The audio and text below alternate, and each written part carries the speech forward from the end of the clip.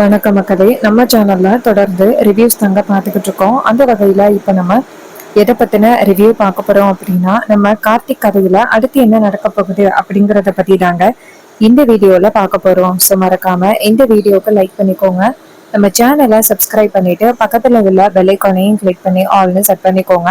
அப்பதாங்க அடுத்தடுத்து வீடியோஸ் போடும் பொழுது தொடர்ச்சியா உங்களுக்கு நோட்டிபிகேஷன் வரும், பார்க்கலாம். ஸோ என்ன நடக்குது அப்படின்னா, கார்த்திக் வந்துட்டு அந்த நவீன் புகைய போட்டதோட கார்த்திக் நவதானியத்தை கொண்டு போய் கலசத்துல போட்டுறாரு. போட்டு முடிச்சிட்டு அந்த புகையெல்லாம் இன்னத்தோட ஓரத்துல வந்து நின்னுறாரு. அப்ப ராஜா தான் பக்கத்துல நின்னுகிட்டு இருக்காரு. சாமுண்டீஸ்வரி கேக்குறாங்க, இங்க என்ன நடக்குது, யாரு இந்த புகைய போட்டது? அப்பதான் நவீன் சொல்றாரு, சாரி மேடம், ஒரு சின்ன டெக்னிக்கல் டிஃபிகல்ட் ஆயிடுச்சு, சாரி மேடம். அதுக்கு சாமுண்டீஸ்வரி சொல்றாங்க, சரி சரி ஓகே, என்னாச்சு, நவதானியத்தை உன் பேரை போட்டானா இல்லையா? அப்ப அவங்க ஊர் தலைவர்கள் சொல்றாங்க, அம்மா நவதானியம் எல்லாம் போட்டாச்சுமா அப்படின்னு சொன்னதோட சாமுண்டீஸ்வரி சொல்றாங்க, சரி அப்புறம் ஏன் இவ்வளவு நேரம் நின்னுகிட்டு இருக்கீங்க, போங்க எல்லாரும். அப்ப ஊர் தலைவர்கள் சாமுண்டீஸ்வரிய பார்த்து, என்னம்மா இப்படி சொல்றீங்க, உங்களோட கல்யாண நாளாம்ல இன்னைக்கு, நாங்க எல்லாருமே இருந்து பாத்துட்டு போறோமே. சாமுண்டீஸ்வரி சொல்றாங்க, சரி நீங்கன்னா இருங்க, ஆனா இந்த பொம்பளை மட்டும் இந்த இடத்துல இருக்க கூடாது. அப்ப பரமேஸ்வரி ரொம்ப சோகமா நிக்கிறாங்க. அப்பதான் ஊர் தலைவர்கள் சொல்றாங்க, அம்மா நீங்க இந்த ஊருக்கே ரொம்ப பெரிய மனுஷி அப்படின்னு தெரியும், நீங்க எப்பக்குமே நீதி நேர்மை நியாயத்துக்கு கட்டுப்பட்டவங்க, நீங்க கொஞ்சம் இறக்க குணம் உள்ளவங்க அப்படிங்கறதையும் கேள்விப்பட்டோம். அம்மா உங்களுக்காக இல்லைனாலும் அட்லீஸ்ட் எங்களுக்காகவாவது நீங்க இந்த அம்மாவை கொஞ்ச நேரம் இங்க இருக்கிறதுக்கு அனுமதிக்கணும். இது கேட்டதோட சாமுண்டீஸ்வரி சொல்றாங்க, இங்க பாருங்க, நீங்க சொன்னீங்க அப்படிங்கிற ஒரே காரணத்துக்காக இந்த பொம்பளை இங்க ஓரத்துல இருக்கலாம் அப்படின்னு ஒத்துக்கிறேன். இங்க பாரு, தேவையில்லாம இந்த கல்யாண நாள்ல உன் கால்ல விழுந்து ஆசீர்வாதம் வாங்கணும் அப்படின்லாம் சொல்லக்கூடாது, ஓரமா போய் உட்காரு.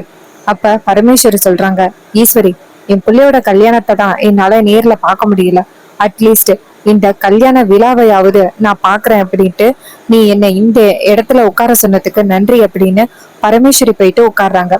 அப்ப சாமுண்டீஸ்வரி நேரா ராஜராஜாவை பார்த்து, சரி வாங்க போகலாம் மேடைக்கு அப்படின்னு மேடைக்கு போறாங்க. இன்னொரு பக்கம் ஊர் தலைவர்கள் எல்லாரும் உட்கார்றாங்க. இதையெல்லாம் பார்த்துட்டு சிவனாண்டியும் முத்துப்பாண்டியும் செம்ம டென்ஷன் ஆகுறாங்க. சிவனாண்டி சொல்றாரு, என்ன சித்தப்பா இது இப்படி ஆகிருச்சு? அப்ப முத்துப்பாண்டி சொல்றாரு, மவனே நீ சொன்னப்ப கூட நான் நம்பல, அந்த கார்த்தி பைய சரியான யமகாதகன், பிளான் பண்றதுல பக்கா கேடி அப்படிங்கறத பத்தி நீ சொன்னப்ப கூட நம்புறேன், ஆனா இப்ப நான் நேரடியா பாத்துட்டேன், நம்ம நினைச்சதை விட இவன் பக்காவான ஆளா இருக்கான். சோ இவன் இவன் ராஜ சேதுபதியோட பேரன் அப்படின்னு சாமுண்டீஸ்வரி கிட்ட நம்ம வந்து ப்ரூவ் பண்ணணும் அப்படின்னா நம்ம கிட்ட ஸ்ட்ராங்கான எவிடன்ஸ் வேணும். அது இருந்தா மட்டும்தான் இவனை பத்தின உண்மைகளை சாமுண்டீஸ்வரி கிட்ட சொல்லலாம். இல்லைன்னா அவ என்ன நடந்தாலும் சரி கண்டிப்பா நம்பவே மாட்டான் அவனை. இதை கேட்டதோட முத்துப்பாண்டி நம்ம சிவனாண்டி சொல்றாரு, ஆமா சித்தப்பா, நானும் ஆரம்பத்துல இருந்து இததான் சொல்லிக்கிட்டு இருக்கேன். இந்த நேரத்துல அந்த சந்திரா வேற எங்க போய் தொலைஞ்சான்னு தெரியல. அப்ப சந்திரா அவசர அவசரமா மண்டபத்துக்குள்ள வராங்க. வந்து பார்த்தா அந்த பரமேஸ்வரி உட்கார்ந்து இருக்கிறதும் ஊர் தலைவர்கள் உட்கார்ந்து இருக்கிறதையும் பாக்குறாங்க. ஆனா கலசம் இல்ல. அப்ப சந்திரா ஓடி வந்து நேரா சிவனாண்டி கிட்ட, என்னங்க அந்த பரமேஸ்வரி மட்டும் வந்திருக்கா, கலசம் எங்கங்க? அப்ப சிவனாண்டி கேக்குறாரு, சந்திரா அப்படி நீ எங்க தான் போன? அப்ப சந்திரா சொல்றாங்க, என்னங்க இந்த மயில் வாகன மாப்பிள்ள இருக்காருல்ல, அவரு நான் நடக்கிற பாதையில வாழைப்பழத்தை போட்டிருக்காரு, இதனால நான் வலிக்கு விழுந்துட்டேன், அப்படியே என்ன ஹாஸ்பிட்டல் கொண்டுட்டு போயிட்டாங்க, இல்லைன்னா இந்நேரம் நான் இங்க இருந்திருப்பேன்.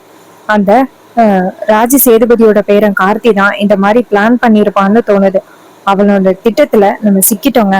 அப்ப சிவனாண்டி சொல்றாரு, சந்திரா நம்ம கொஞ்சம் கேர்ஃபுல்லா இருந்திருக்கணும், சரியான வாய்ப்பை மிஸ் பண்ணிட்டோமே. அப்ப சந்திரா சொல்றாங்க, என்னங்க இருக்கட்டும், கோவில் கும்பாபிஷேகத்துக்கு அப்ப கண்டிப்பா அவன் நம்ம கையில சிக்குவான், நீங்க கவலைப்படாதீங்க. இது கேட்டதோட சிவனாண்டியும், ஆமா சந்திரா, கண்டிப்பா அவன் நம்ம கையில சிக்கிதான் ஆகணும் அப்படின்னு. அப்ப முத்துப்பாண்டி சொல்றாரு, சரி சந்திரா, நீ எங்க கூட பேசிக்கிட்டு இருக்கிறத அந்த சாமுண்டீஸ்வரி பார்த்தா பிரச்சனை ஆகிரும், நீ போ. சந்திராவும் சரிங்க சித்தப்பா அப்படின்னு சொல்லிட்டு அங்கிருந்து போறாங்க. அங்க போனதோட சாமுண்டீஸ்வரி சந்திராவை பார்த்துட்டு, சந்திரா கை உனக்கு இப்ப எப்படி இருக்கு? அப்ப சந்திரா சொல்றாங்க, அப்படியெல்லாம் எதுவுமே இல்லக்கா, நல்லா இருக்கு அப்படின்னு சொன்னதோட சாமுண்டீஸ்வரி சொல்றாங்க, சரி ஓகே. அப்ப சந்திரா கேக்குறாங்க, அக்கா கலச பூஜை நடந்துட்டா? சாமுண்டீஸ்வரி சொல்றாங்க, அதெல்லாம் நடந்து முடிஞ்சிட்டு, அந்த பரமேஸ்வரியோட பேரன் தான் இந்த கலச பூஜையே பண்ணான், இங்க பாரு நீ சொன்ன மாதிரி மாப்பிள்ள இந்த இடத்துல இருந்து எங்கேயுமே போகவே இல்லை. நீதான் தேவையில்லாம மாப்பிள்ள மேல பழி போடுற. அப்ப சந்திரா சொல்றாங்க, அக்கா இப்பயாவது புரியுதா இல்லையா? உன் மாப்பிள்ள அங்க போகல அப்படிங்கறதுக்காக தான் அவங்க இங்க தேடி வந்திருக்காங்க. கலசத்துல தானியத்தை போட்டத நீ பாத்தியா இல்லையா? அப்ப சாமுண்டீஸ்வரி சொல்றாங்க, அதெல்லாம் பார்த்த சந்திரா. அந்த ராஜா, அந்த ராஜ சேதுபதியோட பேரன் கார்த்திக் தான் அந்த கலசத்துல தானியத்தை போட்டான். நீ தேவையில்லாம பலதையும் பத்தி யோசனை பண்ணிக்கிட்டு பைத்தியமா பெய்யாத சந்திரா. அப்ப சந்திரா சொல்றாங்க, அக்கா இருந்தாலும் நீ இந்த அளவுக்கு முட்டாளா இருக்க கூடாதுக்கா. அப்ப ராஜராஜா கேக்குறாரு, அப்ப சந்திரா உன் அக்காவுக்கு எதுவுமே தெரியாதுன்னு சொல்றியா? அப்ப சந்திரா சொல்றாங்க, அப்படியெல்லாம் இல்லையே. அப்ப ராஜராஜா சொல்றாரு, நீ சொல்றத பார்த்தா அப்படிதான் இருக்கு. என்னமோ சாமுண்டீஸ்வரிக்கு எதுவுமே தெரியாத மாதிரியும் உனக்குதான் எல்லாமே தெரியற மாதிரியும் நீ பேசுற. இது கேட்டதோட சந்திரா செம ஷாக் ஆகுறாங்க. அப்பதான் நம்ம ராஜராஜா சொல்றாரு, சரி இன்னும் கொஞ்ச நேரத்துல நல்லபடியா இந்த ஃபங்க்ஷன் நடக்க போகுது, தேவையில்லாம நீ பிரச்சனை பண்ணாத அப்படின்னு சொன்னதோட சந்திரா செம்ம கோத்துல வந்து வெளியில நிக்கிறாங்க. அப்புறமா ஃபங்க்ஷன் ஆரம்பிக்குது. ஃபங்க்ஷன் எல்லாம் முடிஞ்சதோட பெரியவங்க காலில் ஆசீர்வாதம் வாங்கணும் அப்படின்னு சொல்லிட்டு நம்ம கார்த்திக், ரேவதி, நம்ம மயில் வாகனம், ரோஹிணி எல்லாரும் போயிட்டு நம்ம சாமுண்டீஸ்வரி ராஜராஜாவோட காலில் விழுந்து ஆசீர்வாதம் வாங்குறாங்க. அப்ப வந்திருக்கிறவங்க சொல்றாங்க, இது மாதிரி நீங்க 2 பேரும் வயதுக்கு மூத்தவங்களோட காலில் விழுந்து ஆசீர்வாதம் வாங்கினீங்கன்னா நல்லா இருக்கும் அப்படின்னு சொன்னதோட சாமுண்டீஸ்வரி சொல்றாங்க, நான் எவ காலையும் விழுந்து ஆசீர்வாதம் வாங்க மாட்டேன் அப்படின்னு சாமுண்டீஸ்வரி பிடிவாதம் பிடிக்கிறாங்க. அப்ப ராஜராஜ சொல்றாரு, சாமுண்டீஸ்வரி நீ காலில் விழுகலைன்னா என்ன, என் அம்மாவோட காலில் நான் போய் விழுந்து ஆசீர்வாதம் வாங்குறேன் அப்படின்னு சொல்லிட்டு போய் அவங்க நம்ம பரமேஸ்வரியோட காலில் விழுந்து ஆசீர்வாதம் வாங்க. பரமேஸ்வரி சொல்றாங்க, ஐயா நீ நல்லா இருக்கணும்யா அப்படின்ட்டு வாழ்த்து சொல்றாங்க. இதை கேட்டுட்டு ராஜராஜாவும் சந்தோஷப்படுறாரு. ராஜராஜா சொல்றாரு, அம்மா கூடிய சீக்கிரம் அந்த சாமுண்டீஸ்வரியும் கூட்டிட்டு வந்து உங்க காலில் விழுந்து ஆசீர்வாதம் வாங்க வைக்கிறேன். இது கேட்டதோட பரமேஸ்வரி சொல்றாங்க, சரியா அப்படின்னு. அதுக்கப்புறம் ஃபங்க்ஷன் எல்லாம் முடிஞ்சதோட எல்லாரும் சேர்ந்து வீட்டுக்கு போறாங்க. எல்லாரும் எல்லாரும் வீட்டுக்கு போனதோட சாமுண்டீஸ்வரி சொல்றாங்க, இது மாதிரி எல்லாரும் சேர்ந்து கல்யாண விழாவை சிறப்பா கொண்டாடணும் அப்படின்னு ஆசைப்பட்டீங்க. அதே மாதிரி கல்யாண விழாவை சிறப்பா கொண்டாடியாச்சு. இப்ப சந்தோஷம் தானே எல்லாருக்கும் அப்படின்னு சொன்னதோட ரோகிணி சொல்றாங்க, ஆமாமா இத்தனை வருஷம் கழிச்சு கல்யாண விழாவை கொண்டாடினது எனக்கு ரொம்ப சந்தோஷமா இருந்துச்சு அப்படின்னு சொன்னதோட சாமுண்டீஸ்வரி சொல்றாங்க, எனக்கும் சந்தோஷமா தான் இருந்துச்சு அப்படின்னு. அப்ப ரோகிணி சொல்றாங்க, அப்பாவும் கோட் சூட் போட்டுக்கிட்டு ரொம்ப சூப்பரா இருந்தாரு. எல்லாருக்குமே உங்க 2 பேர் மேலேயும் கண்டிப்பா வந்து திருஷ்டி பட்டு இருக்கும் அப்படின்னு சொல்லிட்டு ரோகிணி 2 பேருக்குமே திருஷ்டி சுத்துறாங்க. இதை கேட்டுட்டு சாமுண்டீஸ்வரி கேக்குறாங்க, என்ன ரோகிணி இதெல்லாம்? அப்ப ரோகிணி சொல்றாங்க, 2 பேரையுமே பார்க்கையில புது மாப்பிள்ளை பொண்ணு மாதிரி இருக்கீங்க, எப்படி வந்துட்டு உங்க 2 பேரையும் வாழ்த்தாம இருக்க முடியும் அப்படின்னு சொல்லி கேக்குறாங்க. இதை கேட்டதோட நம்ம சாமுண்டீஸ்வரி வெக்கப்படுறாங்க. அப்ப ரோகிணி சொல்றாங்க, அம்மா வெக்கப்படுறாங்க பாருங்க அப்படின்னு. அப்ப சாமுண்டீஸ்வரி சொல்றாங்க, சரி போதும் அப்படின்னு சொல்லிட்டு நேரா கார்த்திய பார்த்து, மாப்பிள்ள நீங்க தான் வந்துட்டு இந்த ஃபங்க்ஷனுக்கே முக்கிய காரணம். என் பொண்ணுங்க எல்லாருமே ரொம்ப சந்தோஷத்தோட இருக்காங்க, அது எல்லாத்துக்குமே நீங்க தான் மாப்பிள்ள காரணம் அப்படின்னு. அப்ப கார்த்திக் சொல்றாரு, இதெல்லாம் ஒரு கடமை தானே அத்தை. அப்ப சாமுண்டீஸ்வரி சொல்றாங்க, இல்ல இத்தனை வருஷமா இந்த மாதிரி நான் கல்யாண விழாவையே நான் கொண்டாடணும்னு நினைச்சதே கிடையாது. ஆனா நீங்க சொன்ன உடனே நான் வந்து ஏத்துக்கிட்டேன். குடும்பத்துல உள்ளவங்க எல்லாருமே ரொம்ப சந்தோஷப்பட்டாங்க, எனக்கும் ரொம்ப சந்தோஷமா இருக்கு மாப்பிள்ள அப்படின்ட்டு. இந்த டெக்கரேஷன்ஸ் எல்லாமே பக்காவா பண்ணிருந்தீங்க, தேங்க்ஸ் மாப்பிள்ள அப்படின்னு சொன்னதோட கார்த்திக் சரிங்கட்ட அப்படின்னு சொன்னதோட சாமுண்டீஸ்வரி அந்த இடத்துல இருந்து போறாங்க. அப்புறமா கார்த்திக் நேரா அவரோட ரூமுக்கு போறாரு. அங்க போனதோட ரேவதி நேரா கார்த்திய பார்த்து தேங்க்யூ அப்படின்னு சொல்ல, அதுக்கு கார்த்திக் கேக்குறாரு, எதுக்கு ரேவதி தேங்க்ஸ் சொல்ற? ரேவதி சொல்றாங்க, இல்ல அம்மாவோட கல்யாண விழாவை ரொம்ப சூப்பரா கொண்டாடணும்னு நான் நினைக்கல, ஜஸ்ட் அவங்களுக்கு ஒரு கிஃப்ட் கொடுக்கலாம் அப்படின்னு நினைச்சேன். ஆனா எனக்காக அம்மா கிட்ட பேசி இந்த கல்யாண விழாவை சிறப்பா கொண்டாடி இருக்கேல்ல, அதான் உனக்கு தேங்க்ஸ் சொன்னேன். அப்ப கார்த்திக் சொல்றாரு, சரி ரேவதி. அப்ப ரேவதி சொல்றாங்க, இதே மாதிரி என் ஃபேமிலி எல்லாருமே ரொம்ப சந்தோஷமா இருக்கிறது எல்லாமே எனக்கு ரொம்ப சந்தோஷமா இருக்கு. அப்ப கார்த்திக் சொல்றாரு, சரி ரேவதி. அப்ப ரேவதி சொல்றாங்க, அதோட அந்த மகேஷ் கிட்ட இருந்து நீ என்ன காப்பாத்தினியல்ல, தேங்க்ஸ். கார்த்திக் சொல்றாரு, சரி ரேவதி நீ ரெஸ்ட் எடு. அப்ப ரேவதி கேக்குறாங்க, இப்ப மகேஷ் எங்க இருக்காரு? கார்த்திக் சொல்றாரு இப்ப மகேஷ் ஹாஸ்பிட்டல்ல இருக்காரு, மறுபடியும் ஹோமாவுக்கு போயிட்டாரு. சோ மறுபடியும் அவர் கண்முழிக்கிறதுக்கு நாள் ஆகும். ரேவதி சொல்றாங்க சரி. அப்ப கார்த்தி சொல்றாரு, ரேவதி மகேஷ பத்தி நீ கவலைப்படாத, அவனை நான் கொண்டு போய் மாயா கிட்ட ஒப்படைச்சிருவேன் சரியா. இது கேட்டதோட ரேவதியும் சரி அப்படின்னு சொல்றாங்க. அப்புறமா கார்த்திக் வெளியில வராரு. வெளியில வந்ததோட ரேவதி நினைக்கிறாங்க, அப்பயே என் ஃப்ரெண்டு சொன்னா அவசரப்பட்டு இந்த மாதிரி முடிவு எடுக்காத, அப்புறம் நீதான் அப்புறம் கஷ்டப்படுவேன்னு சொன்னா. அதே மாதிரி நான் இப்ப ரொம்ப அவசரப்பட்டு முடிவு பண்ணிட்டேன். நான் வெளிநாடு போகணும் அப்படின்னு இந்த மாதிரி பிளான் பண்ணது ரொம்ப தப்பு. இப்ப பிளான் பண்ணது ரொம்ப தப்பு அப்படின்னு ரொம்ப வருத்தமா இருக்கு அப்படின்னு ரேவதி ஒரே கவலைப்படுறாங்க. அப்பதான் நம்ம ரோஹிணி அந்த இடத்துக்கு வராங்க. ரோஹிணி வந்துட்டு நேரா ரேவதி கிட்ட, என்ன ரேவதி ஏதோ டீப்பா திங்க் பண்ணிக்கிட்டு இருக்க? ரேவதி சொல்றாங்க, ஒண்ணு இல்ல ரோஹிணி. அப்ப ரோஹிணி சொல்றாங்க, ரேவதி உங்ககிட்ட நான் அந்த ராஜாவை பத்தி தான் பேசலான்னு வந்தேன். அப்ப ரேவதி கேக்குறாங்க, சொல்லு ரோஹிணி.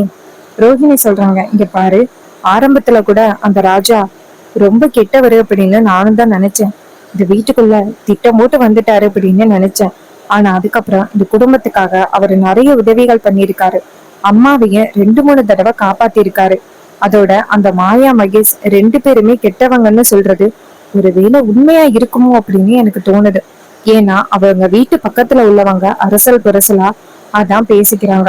அவங்க 2 பேரும் தவறான பிரபல இருந்திருக்காங்க அப்படின்னு பேசிக்கிறாங்க. ஒருவேளை அந்த டிரைவர் சொல்ற மாதிரி உண்மையா இருந்துச்சுன்னா, அதான் ரேவதி சொல்றேன், என்னை பொறுத்த வரைக்கும் அவரு பொய் சொல்லி கூட கல்யாணம் பண்ணிருக்க மாட்டாருன்னு தோணுது. ரேவதி சீக்கிரம் அவரை புரிஞ்சுக்கோ. இதே மாதிரி இருந்தியன்னா லைஃப் கொஞ்சம் கூட நல்லா இருக்காது. லைஃப் டோட்டலா காலி ஆயிரும் சரியா ரேவதி. இது கேட்டதோட ரேவதியும் சரி அக்கா அப்படின்னு சொன்னதோட ரோஹிணி சொல்றாங்க, சரி யோசிச்சு முடிவு பண்ண ரேவதி அப்படின்னு சொல்லிட்டு அந்த இடத்துல இருந்து போறாங்க. அந்த ரோஹிணி போனதோட ரேவதி நினைக்கிறாங்க, உண்மையாவே நம்ம தான் ராஜா பத்தி ரொம்ப தவறா நினைச்சிட்டோமோ, நம்ம தான் அவசரப்பட்டு முடிவெடுத்துட்டோமோ, இந்த அளவுக்கு நம்ம முடிவு பண்ணிருக்கவே கூடாது அப்படின்னு சொல்லிட்டு ரேவதி மனசார ரொம்ப கவலைப்படுறாங்க.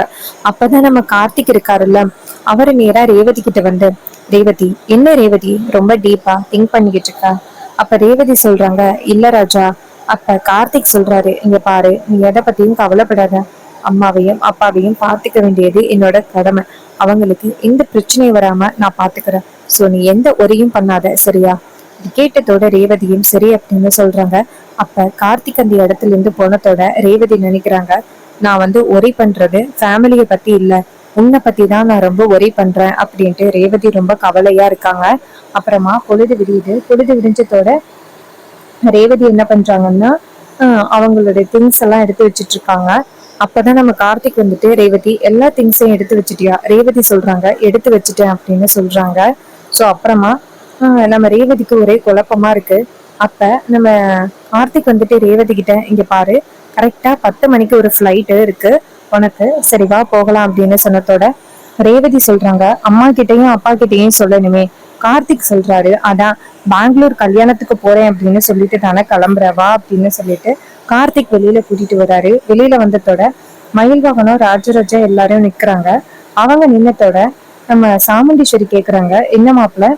அப்ப கார்த்தி சொல்றாரு, இது மாதிரி ரேவதி அவங்க ஃப்ரெண்டோட மேரேஜுக்கு போறேன்னு சொன்னாங்கல்ல, அதான் திங்ஸ் எல்லாம் ரெடி பண்ணி வச்சிருக்காங்க, கொண்டு போய் விட்டுட்டு வரலான்னு பார்த்தேன். அப்ப சாமுண்டீஸ்வரி சொல்றாங்க, மாப்பிள்ள நீங்களும் போயிட்டு வரலாம், பெங்களூர் கிளைமேட் வேற இப்ப ரொம்ப சூப்பரா இருக்கும். அப்ப கார்த்தி சொல்றாரு, பரவாயில்லட்ட. அப்ப சாமுண்டீஸ்வரி சொல்றாங்க, என்ன மாப்பிள்ள இப்படி சொல்றீங்க? சரி ஓகே, ரேவதி பார்த்து பத்திரமா போயிட்டு வரணும் சரியா. அம்மாவுக்கு அடிக்கடி கால் பண்ணணும். அம்மாவுக்கு உன்னை பார்க்காம இருக்க முடியாது. 3 நாள் மட்டும்தான் அங்க தங்கணும் சரியா. இது கேட்டதோட ரேவதி நினைக்கிறாங்க, 5 வருஷம் அங்கதான் இருக்க போறேன், நான் திரும்பி வரப்போறது கிடையாது. இது தெரியாம அம்மா ரொம்ப வருத்தப்படுவாங்களே அப்படின்ட்டு ரேவதி ஒரி பண்றாங்க. அப்ப ராஜராஜாட்ட போயிட்டு, நம்ம ரேவதி போயிட்டு வரப்பா அப்படின்னு சொன்னதோட ராஜராஜா சொல்றாரு, சரிம்மா பத்திரமா போயிட்டு வா, 3 நாள் தான், அதுக்கு மேலையெல்லாம் அங்க தங்க கூடாது சரியா. அப்பா அம்மா எல்லாரும் உனக்காக காத்துக்கிட்டு இருக்கோம். இது கேட்டதோட ரேவதியும் சரிப்பா அப்படின்னு சொல்லிட்டு போறாங்க. கார்ல போய் ஏறுறாங்க. போனதோட கார்த்திக் சாமுண்டீஸ்வரிய பார்த்து, சரிங்கட்ட நான் டிரா பண்ணிட்டு வரேன். அப்பதான் மயில் வாகனம் வராரு. மயில் வாகனம் வந்ததோட கார்த்திக் சொல்றாரு, நான் மட்டும் கொண்டு போய் விட்டுட்டு வரேன். மயில் வாகனம் சொல்றாரு, என்ன சகல எங்க போனாலும் நம்ம 2 பேரும் ஒன்னாதான் போவோம். என்ன என்னை விட்டுட்டு போறேன்னு சொல்றீங்க? நீங்க என்ன சொன்னாலும் நானும் வருவ சகல. ரேவதியை கொண்டு போய் விட்டுட்டு வருவோம் வாங்க அப்படின்னு சொல்லிட்டு போறாங்க. இத பார்த்ததோட கார்த்திக் வந்துட்டு ஷாக் ஆகுறாரு. ஆகா, ரேவதி ஆஸ்திரேலியா போக போறாங்க, இது தெரிஞ்சிச்சுன்னா என்ன நடக்குமோ அப்படின்னு. அப்ப அந்த கார்ல ஏறினத்தோட நேரா கார் வந்துட்டு ஏர்போர்ட் போகுது. அங்க போயிட்டு கார் நின்னத்தோட மயில் வாங்கினா கேக்குறாரு, என்ன மாப்பிள்ள இது, நம்ம எங்க போறோம்? அப்ப நம்ம கார்த்திக் சொல்றாரு, சொல்றேன் இருங்க அப்படின்னு சொல்லிட்டு போறாங்க. அங்க ரேவதி வந்து ஆஸ்திரேலியா போற கேட் வழியா போறாங்க. இத பார்த்ததோட மயில் வாகனம் அதிர்ச்சியாகி, என்ன மாப்பிள்ள ரேவதி எங்க போறா? அப்ப கார்த்திக் சொல்றாரு, வாங்க வீட்டுக்கு சொல்றேன் அப்படின்ட்டு வீட்டுக்கு வராங்க. இன்னொரு பக்கம் ரேவதி ரொம்ப டீப்பா திங்க் பண்றாங்க. அவங்க ஏதோ தப்பான முடிவு எடுக்கிறாங்க அப்படிங்கறத யோசிச்சுட்டு, நம்ம போனோம்னா கண்டிப்பா நம்மளால திரும்பி வர முடியாது. நம்ம ஏதோ அவசரப்பட்டு ராஜாவை பத்தி தப்பா நினைச்சிட்டோம். சோ நம்ம வீட்டுக்கு போறதுதான் நல்லது அப்படின்ட்டு ரேவதி நேரா வீட்டுக்கு வந்துடுறாங்க. மயில் வாகனம் கார்த்தியை பார்த்து, மாப்பிள்ள நீங்க என்ன காரியம் பண்றீங்க? எதுக்கு ரேவதியை இப்ப ஆஸ்திரேலியா அனுப்புறீங்க? அதுக்கான காரணம் என்ன? ஏதாவது உங்களுக்கு கம்பெனி சம்மதமா அனுப்புறீங்களா? கார்த்தி எதுவுமே பேசவே இல்லை. வீட்டுக்கு வந்ததோட மயில் வாகனம் டக்குன்னு சொல்லுங்க மாப்பிள்ள அப்படின்னு சொல்லி கேக்குறாரு. அப்பதான் கார்த்திக் எல்லாரையும் பார்த்து, உங்க எல்லாருக்கிட்டையும் முக்கியமான விஷயம் சொல்லணும். ரேவதி இப்ப இங்க இல்ல, ஆஸ்திரேலியா போயிட்டாங்க அப்படின்னு சொல்றாங்க. இது கேட்டதோட சாமுண்டீஸ்வரிக்கு செம்ம ஷாக்.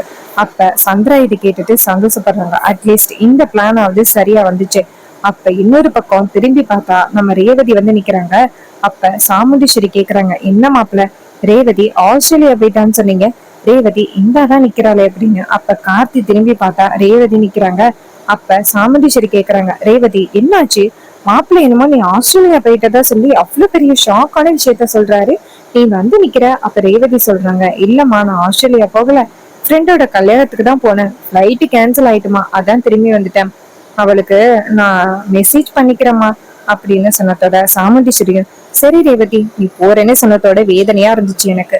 சரி ரேவதி நீ போயிட்டு ரெஸ்ட் எடு. இது கேட்டதோட ரேவதியும் சரி அப்படின்னு சொல்லிட்டு ரூமுக்கு போறாங்க. போனதோட கார்த்தி நேரா போயிட்டு ரேவதி கிட்ட, என்னாச்சு ரேவதி, ஏதாவது பிரச்சனையா?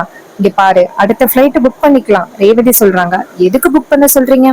கார்த்திக் சொல்றாரு, நீ தானே ஆஸ்திரேலியா போகணும்னு சொன்ன, அதுக்குதான். ரேவதி சொல்றாங்க, இல்ல நான் ஆஸ்திரேலியா போகணும் அப்படிங்கிற முடிவை எல்லாம் மாத்திட்டேன், எனக்கு இங்க ரொம்ப முக்கியமான வேலை இருக்கு. அப்ப கார்த்திக் கேக்குறாரு, என்ன முக்கியமான வேலை? ரேவதி சொல்றாங்க, அத பத்தி நான் இப்ப சொல்ல முடியாது. இது கேட்டதோட கார்த்தியும் சரி அப்படின்னு சொல்லிட்டு வெளியில வர. அப்ப ரேவதி நினைக்கிறாங்க, என்னோட முக்கியமான வேலை உங்ககிட்ட என் காதலை சொல்றது, உங்களை காதலிக்க வைக்கிறது, இதுதான் என்னோட வேலை அப்படின்னு ரேவதி நினைக்கிறாங்க. சோ இந்த கதை எந்த அளவுக்கு உங்களுக்கு பிடிச்சிருந்துச்சு அப்படின்னு மறக்காம கமெண்ட்ல சொல்லுங்க. இதே மாதிரி இன்னுமே அப்டேட்ஸ் நம்ம சேனல்ல தொடர்ந்து பார்க்கணும் அப்படின்னாலும் மறக்காம நம்ம சேனலை சப்ஸ்கிரைப் பண்ணிட்டு பக்கத்துல உள்ள பெல் ஐகானையும் கிளிக் பண்ணி ஆல்னு செட் பண்ணிக்கோங்க. அப்பதாங்க அடுத்தடுத்து வீடியோஸ் போடும் பொழுது தொடர்ச்சியா உங்களுக்கு நோட்டிபிகேஷன் வரும், பார்க்கலாம். தேங்க்ஸ் ஃபார் வாட்சிங்.